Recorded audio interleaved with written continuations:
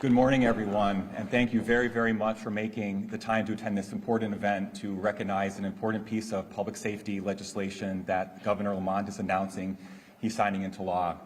And believe it or not, our original plan was to meet outdoors. So thank you very much to the minds brighter than mine that had us arranged to be moved inside. And many thanks to the town of Glastonbury for hosting this event, for making a special accommodation during the summer to hold this event.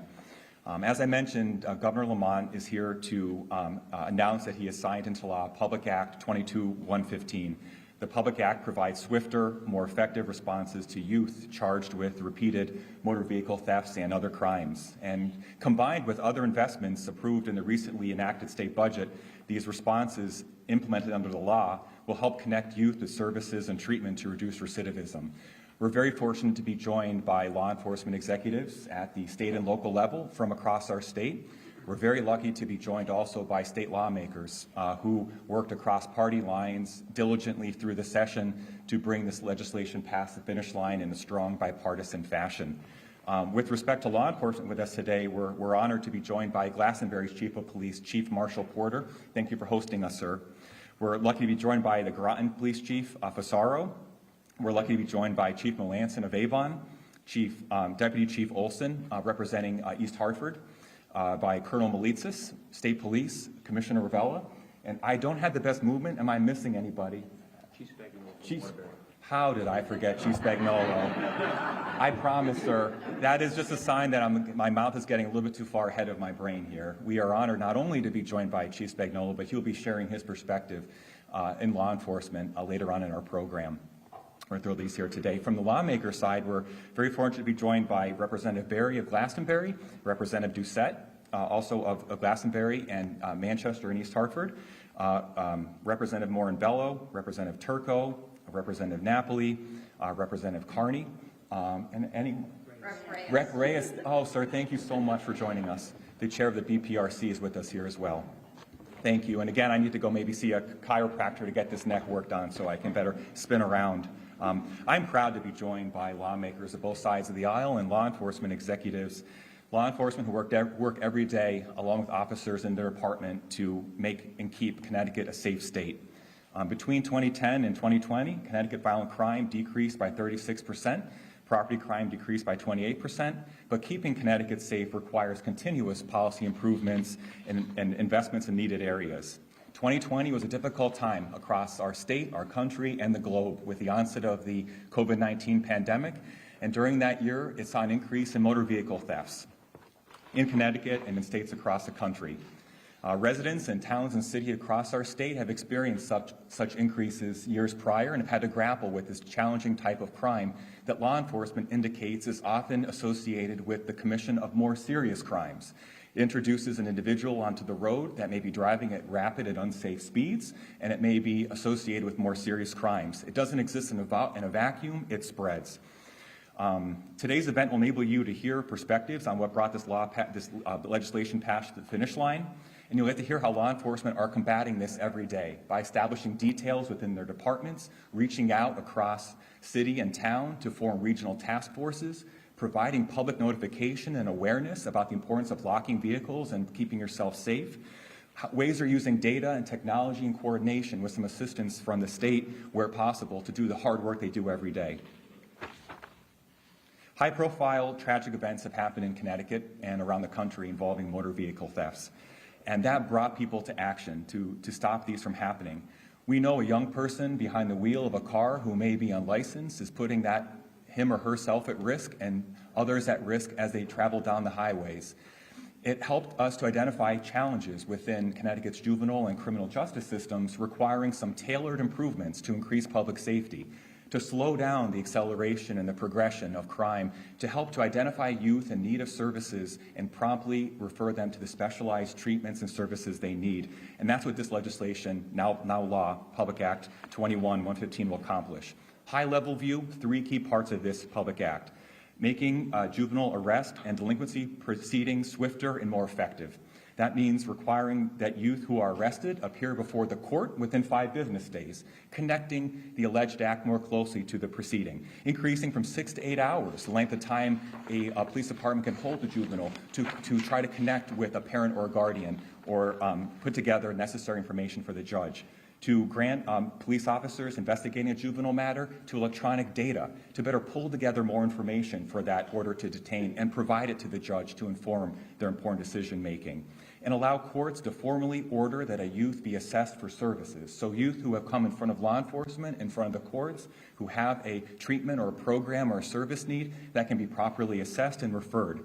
Next, to provide more intensive responses to the small number of juveniles with serious repeated charges, expanding the special juvenile probation docket to include some additional very serious offenses. Allow courts to order GPS monitoring for a youth charged with a second or subsequent motor vehicle theft. For the very small number, Connecticut is recognized nationally for setting up a juvenile justice system that identifies and refers youth to meaningful diversion, services, and programs, but there are a very small number of youth repeated contact that these interventions can save lives. And finally, focusing motor vehicle theft penalties on people with prior offenses, restructuring the code's treatment of motor vehicle thefts to base it on the number of prior stolen car convictions as opposed to the value of the car. That will help to focus penalties on people with repeat convictions and try to interrupt and change that behavior. As I said earlier, this cannot exist in a vacuum. This is not a challenge that we can arrest our way out of. This is not a problem that a single piece of legislation will solve overnight, but is part of an overall approach and strategy that will increase public safety. And so under the state budget, there are some crucial investments I want to quickly highlight before I wrap up and turn to Representative Berry. And that is that the budget includes an over $11 million investment in law enforcement-led strategies and partnerships to trace firearms back to their source, reduce stolen cars and violence, expand for community support for communities experiencing increases in violent crime, and promote safety on rural roads. These are additional resources made possible under the American Rescue Plan Act to support public safety. Number two, gun violence, $7.5 million for community and public health-led strategies to prevent and reduce gun violence. Number four, enhancements to forensic sciences, which can help jurisdictions across our state with NIBIN systems to review bullet casings, DNA, drugs, other efforts to help move investigations and cases forward through our criminal justice system. And finally, $3.3 million to provide at-risk juveniles with access to services and diversion programs. So the youth who do not need to go deeper into the justice system but can be safely diverted to programs and services, those resources will be there.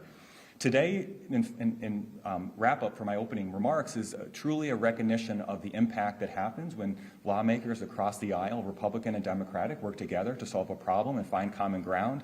There's no other way a bill like this could reach the finish line, and I know that Governor Lamont is proud to be with us all today to announce that he's signing the bill. He made this a priority at the beginning of session with the governor's bill he introduced, Senate Bill 16, which contained many elements that were channeled into the final bipartisan compromise legislation, and I think it helped to kickstart the work, but it could not have happened without the diligence that was applied through the legislative session to this topic. I recognized earlier Chief Porter in hospitality. We also have hospitality to extend to Representative Jill Berry, who serves Glastonbury, and I believe will share some perspective on how this issue originated in town and how it helped compel the leadership that she brought to this issue with her colleagues in the General Assembly. Representative Berry, it's an honor to introduce you now.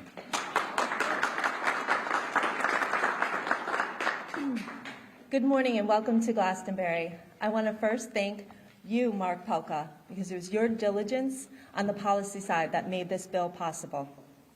And Governor Lamont and Lieutenant Governor Vicevich, it is always an honor to have you visit our town, and today is no exception. Thank you for being here. 1 year ago, almost to the day, in this exact place, our community came together to discuss the rash of car thefts, reckless behavior, and brazen criminal acts happening in broad daylight. Our community was shaken and our safety threatened. Over the months that followed, we held several forums and heard from the city's citizens of Glastonbury, surrounding towns, law enforcement, the judicial branch, and advocates on both sides of this issue. It was conversations like these that led Governor Lamont to make public safety a priority in the 2022 legislative session. Over many months, legislators from both sides of the aisle worked together on compromise legislation with the goal to make our communities safer, and that successful outcome brings us here today. I want to thank the leadership of the Judiciary Committee.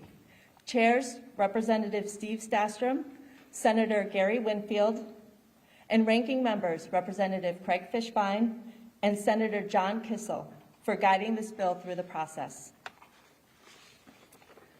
I want to thank all members of law enforcement because we turn to you to fix the problem.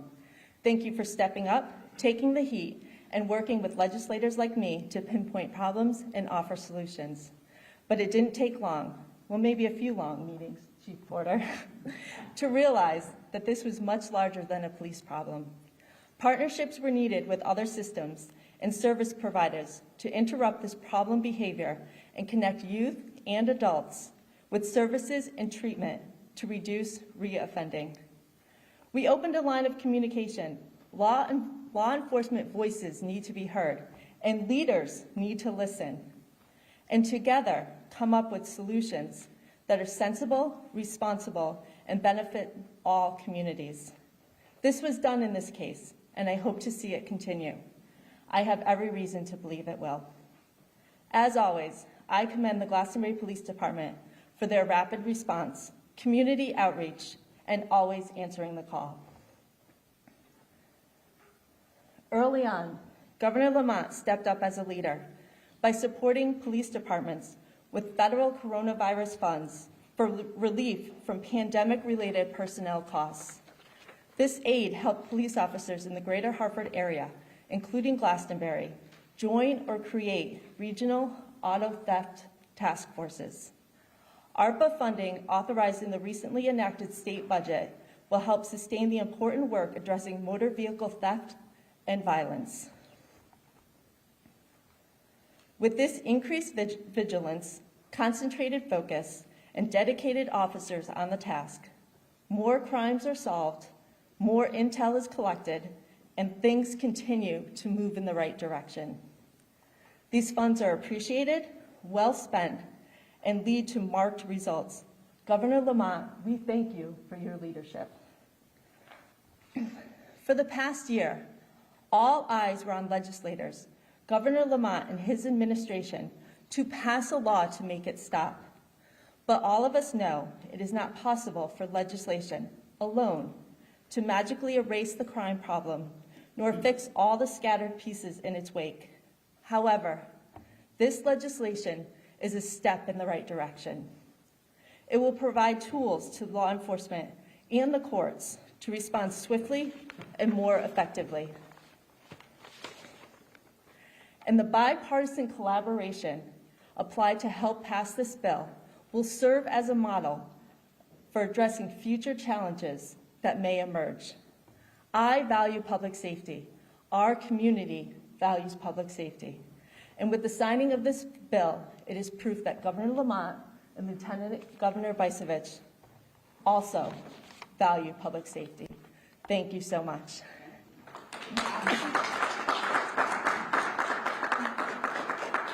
It is my absolute honor to introduce Glastonbury Police Chief Marshall Porter. Thank you. Good morning. Thank you, Governor Lamont. Thank you, Lieutenant Governor Bicevich, and thank you, Representative Berry. And thank you to all the legislators who have worked so tirelessly this last session to move this bill forward. House Bill 5417, soon to become Public Act 22-115, is an important step towards balancing public safety and juvenile justice reform. Bipartisan support for this bill is evidence that legislators representing communities across the state acted to address gaps in our criminal justice system and heard their constituents' concerns. These gaps have allowed a small number of serious and dangerous juvenile offenders to remain on the streets, continue reoffending, endangering themselves and others. This law is an important step towards giving police, prosecutors, and judges tools that they need to better address these offenders, and importantly, requires that these juveniles be assessed to determine whether or not they are in need of additional services. The Connecticut Police Chiefs Association understands all too well that the answer to correcting these dangerous behaviors lies not in a cycle of arrests and incarcerations, rather through addressing the root cause of these behaviors. And we encourage continued commitment towards ensuring that services are available for the juveniles to that end.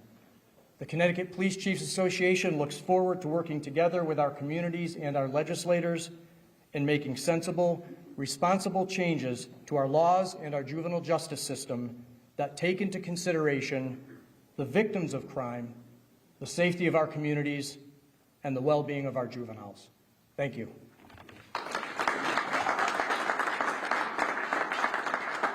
Thank you, Chief Porter. And I think on this issue of motor vehicle theft, it takes on different forms, although they're very similar. And throughout various policy and practice and data and public safety discussions, the city of Waterbury has been prominent. It's a city and a region that has experienced motor vehicle thefts in the past and has sought collaborative and data-driven strategies to address it.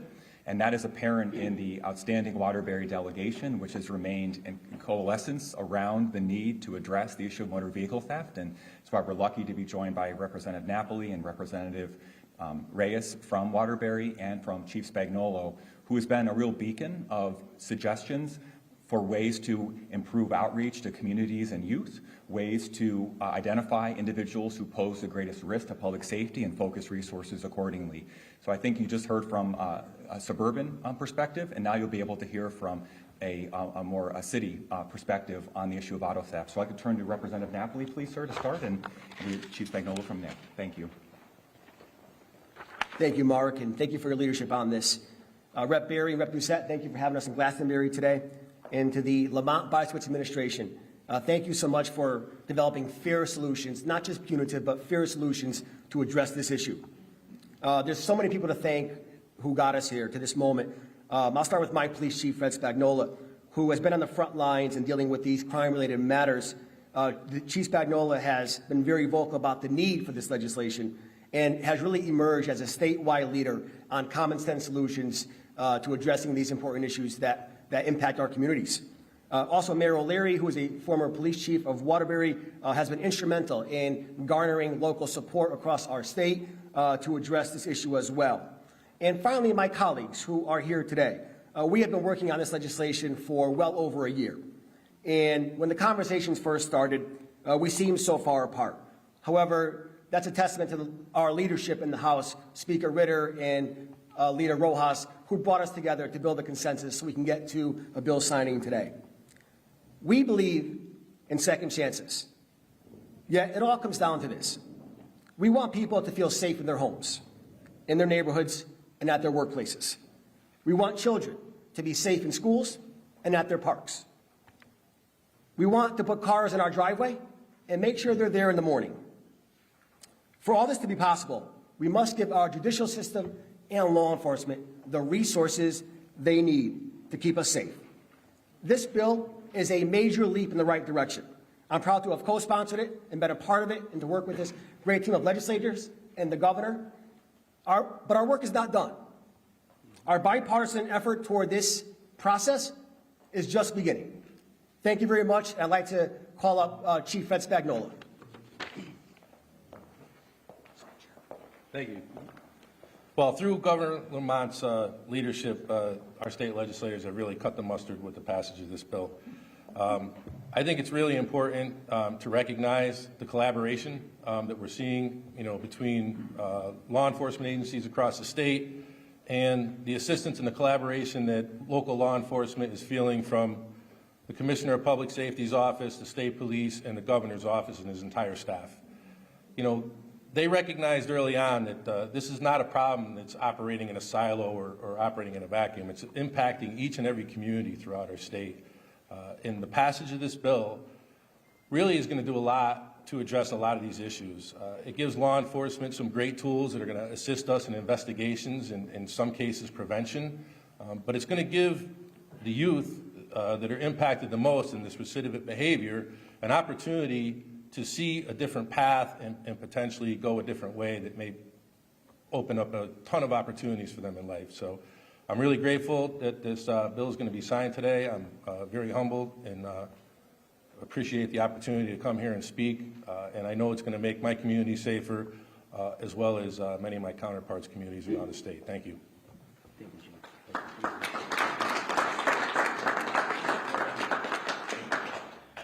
Thank you. Thank you, Chief Spagnola, Representative Napoli, and my colleagues that are here. I'm the chair of the Black and Puerto Rican Caucus. It's not lost on me that I'm the only black and brown person standing up here right now.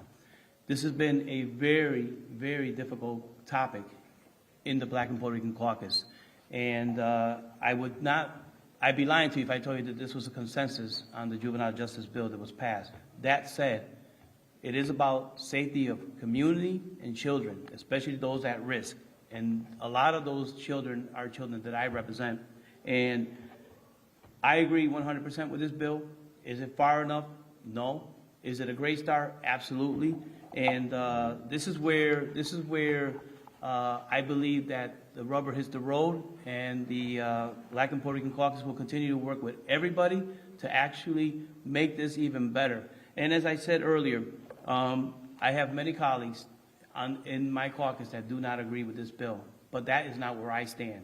I have to wear a hat across my entire community, so it's a little difficult for me, but I am the chair of that caucus, and I will stand in front of you and speak to anybody about this beyond this press conference, but 100% stand behind this bill. And I want to thank all the leaders for their work. Thank you.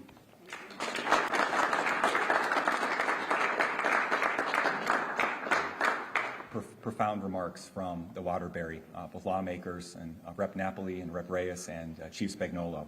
We're lucky to have state perspective as well, state government that has sought opportunities to support these diligent and intensive efforts happening in communities across Connecticut to keep the residents of our state safe.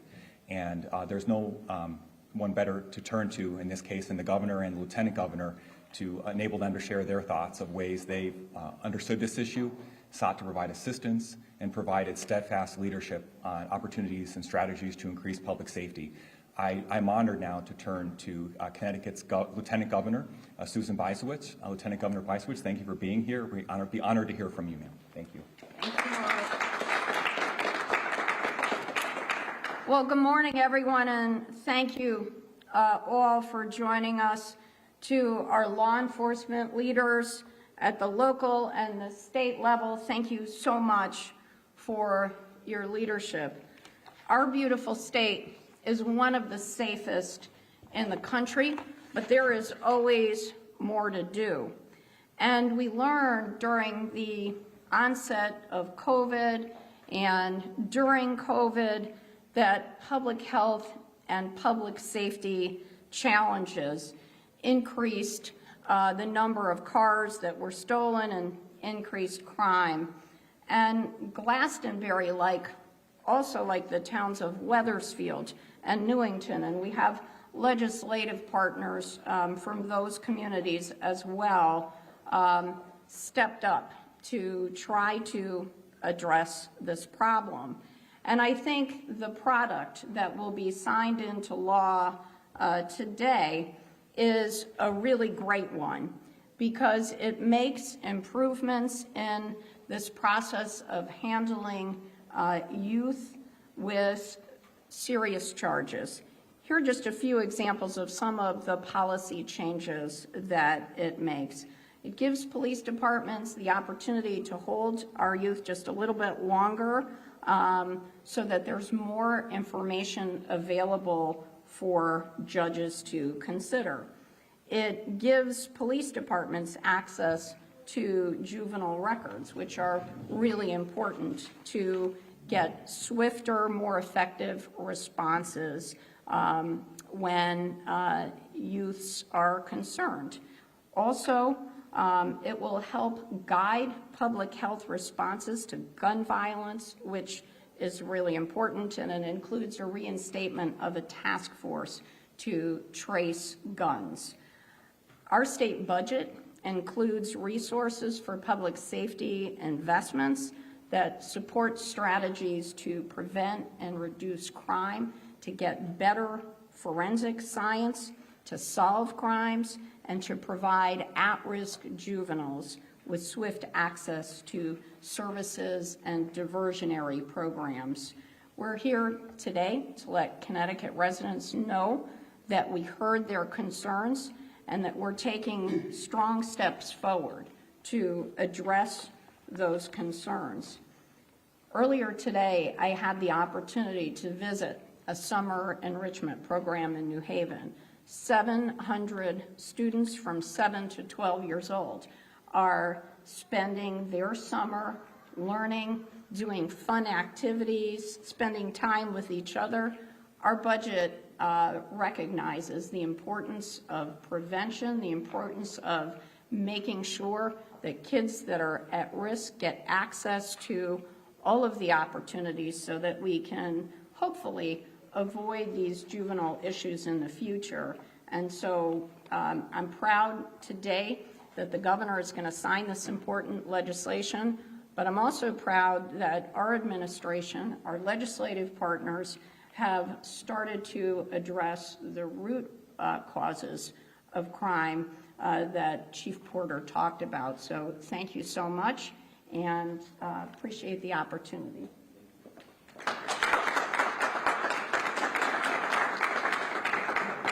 As I mentioned at the outset, at the beginning of the legislative session, the governor has the ability to introduce a small number of bills that reflect his priorities. And I had the honor of following the Governor Lamont's guidance on what he wanted to see, and he wanted to prioritize public safety. He wanted to do that because he wanted to kickstart discussions at the beginning of session on day one when governor's bills are introduced, and put alongside his introduced state budget a statement that he is seeking a bipartisan solution to the challenges that surfaced regarding motor vehicle theft, knowing that a policy of this magnitude could not pass with the support of one party alone. It would need to be bipartisan. And we've highlighted the work that occurred, and it was from day one, opening day of session, all the way to the end, and the lawmakers who are gathered here today and the ones who are supporting this effort from afar made this a priority. And I know that the governor, from the very beginning, knew this would be a big lift, and his leadership helped to jumpstart those efforts from session. Senate Bill 16, which was the governor's bill, included many policies that were channeled into this final consensus bipartisan product, and other components of his bill were moved to the state budget or to other avenues, and still others lay the blueprint for further work that's needed to double down on public safety improvements to achieve for Connecticut. And I know that that history of work that I just described brings the governor great pride to be with us all today, members of law enforcement, members of both sides of the aisle in the General Assembly, to sign into law Public Act 22-115. And so without further ado, Governor Lamont, it's my honor to introduce you, sir.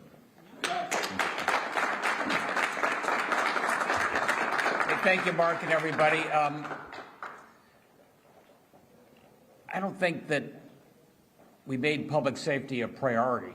I think for all of us here as public servants and law enforcement, public safety is our #1 obligation, and I think we found out in the last few years, public health, making sure that people are safe and making sure that people feel safe.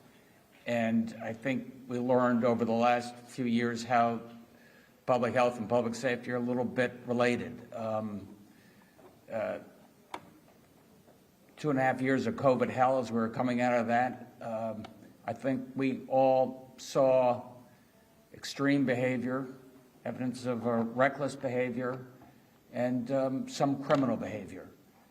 And I'm really proud of our legislative partners, stepping up and addressing that in a really serious way. That we're here today. I mean, first, it's sort of 3 legs of the stool to public safety. And, #1 is make sure you got the cops on the beat.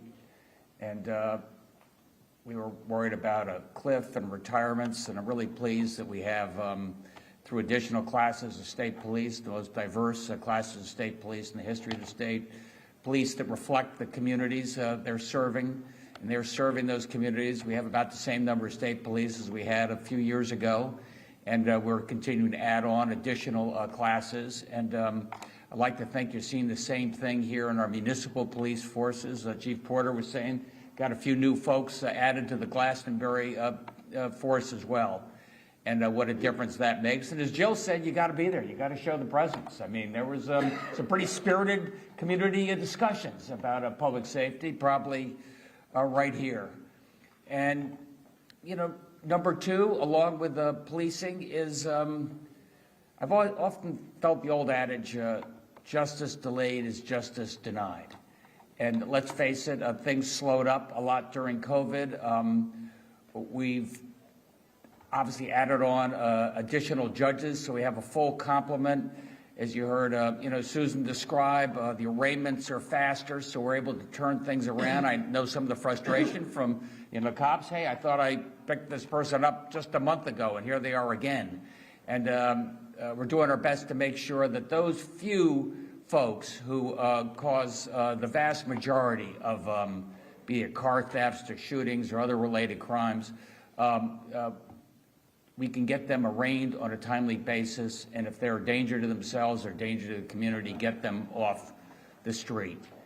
And more broadly, again, working with our friends in the legislature, for those other 95% of those folks, mainly young people that went through COVID hell, doing everything we can to help them get back on their feet.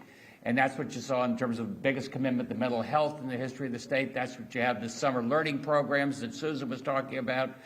That's what we're doing with other types of wraparound services, be it drug-related, be it domestic abuse, making sure we have the right responses for the need that is out there going forward. And I'd like to think it's making a difference. We're never satisfied, but coming out of 2020, the severity of what you saw in terms of some of that criminal behavior, but you saw in terms of people like driving like a bat out of hell. You saw extreme behavior expressed a whole variety of different ways. I think the temperature is coming down. We did a little better in 2021. I think we're doing a little better in 2022. And really, that's because of each and every one of you and the folks you represent and standing up. And we're standing up with you every chance we can to make sure that people realize that public health and public safety are our #1 priority. Thanks, everybody.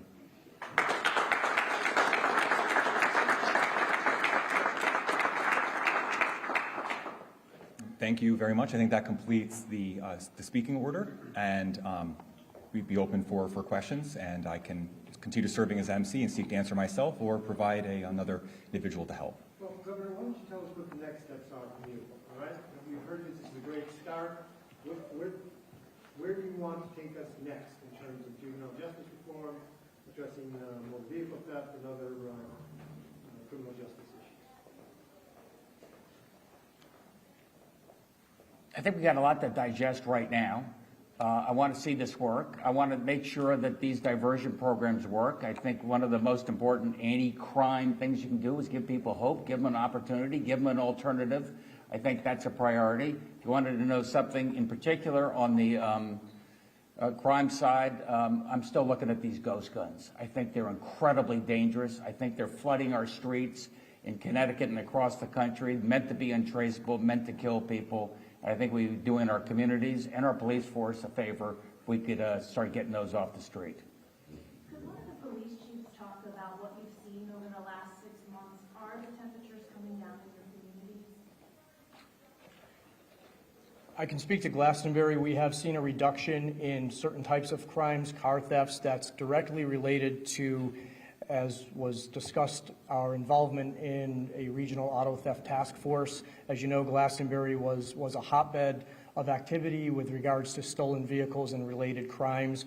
At that time, we started our own local auto theft task force. That quickly turned into a regional task force, and the folks assigned to those task force from multiple towns are just doing an amazing job.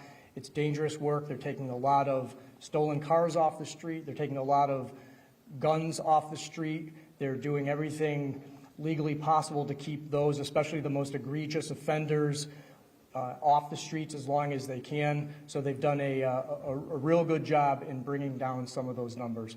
But the challenge is we've always got to remain vigilant. This bill is a step in the right direction. And as the governor said, we will really be looking to see the impact that it continues to have on crime in our respective communities. And we hope to continue working collaboratively with our legislators and our communities to adjust if necessary and make additional changes where necessary. Chief Spagnola, could you give us what's happening in Waterbury? Are you seeing motor vehicle thefts? Are you seeing declines in violent crime? Are you seeing declines in gun-related crimes? What are you seeing? So similar to Glastonbury, at the onset of this, we started a auto theft task force. We received a lot of support from the state police and then regionally from the surrounding towns of Waterbury.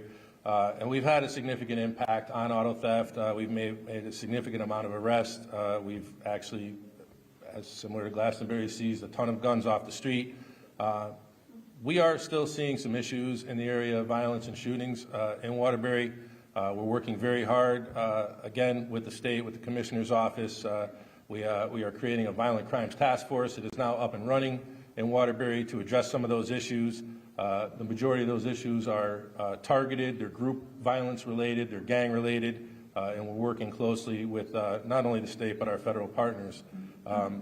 As far as the auto theft and the issue with juveniles, it's gotten better. This passage of this bill is only going to make it better. As far as law enforcement is concerned, with some specific tools that are going to assist us with investigations and the ability to create opportunities and services for some of these children that they never had before. What are the biggest question marks for you regarding this legislation and these additional authorities and options that are being provided through it? The electronic monitoring is going to be very beneficial for a city like Waterbury with some of the offenders that we have there. The ability to access criminal records, juvenile records, is going to be paramount to investigations. It's going to assist our investigators and police officers when speaking to juvenile prosecutors or petitioning a judge to detain a juvenile. I also think that DCF and Court Support Services Division monitoring and reporting back on the progress of this bill is going to be very impactful and beneficial and give us and state legislators a roadmap on where we go next. Do you expect the diversity programs to have an effect? I'm sorry? Do you expect these possibility of more diversity programs and more accountability to have an effect? Absolutely. I mean, we believe strongly in diversionary programs in Waterbury. We have a very strong PAL program that is used quite often as a diversionary program. We have an in-house diversionary program for issues that occur within our school district that's been extremely successful. So absolutely, we believe that is going to have an impact and a positive impact. Can you talk about the repeat offender portion of this? I think that's what a lot of people in communities found was difficult. And we saw the numbers come down, and you said it was just a pandemic thing. Do you think that this legislation will address that? There's nothing here as a deterrent to keep some of these people from going back out onto the street and doing the same things over and over? I do believe that the passage of this bill has information and tools that will address that. I think that services and resources and more commitment in that area for these kids that are continuously involved in the system is going to disrupt that flow for them. Having an opportunity for a diversionary program is certainly going to disrupt that flow and set them on a different path. We've seen a lot of assistance since all these talks began from the juvenile justice system in trying to break that cycle of recidivism. It's worked in some cases, it hasn't worked in others, but this bill is going to certainly bring that to a new level. And having access to juvenile records, that will make a big difference. It really will, especially in the investigative component of it. It's important for a police officer or an investigator in Waterbury to know and understand with the juvenile that we're dealing with locally that may be involved in an auto theft issue or a violent crime issue in Glastonbury or Ansonia or in some other part of the state. So it's super important for police officers to have that information. It drives the investigation. It gives them knowledge and gives them a clear picture of what to ask for when they're talking to the juvenile justice system, such as the prosecutors and the juvenile judges that are going to handle these cases. Thank you. Right? Thanks, everybody. Thank you. Thank you. I think you're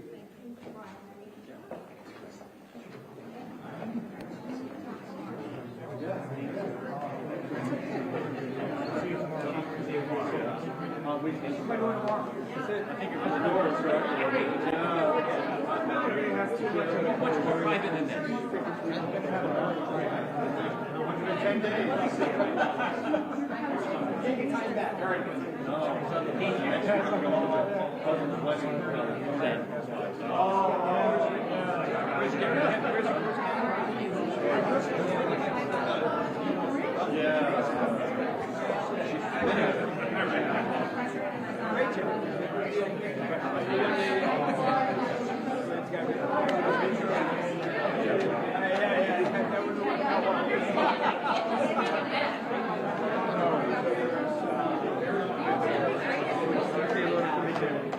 Nice job. Nice job.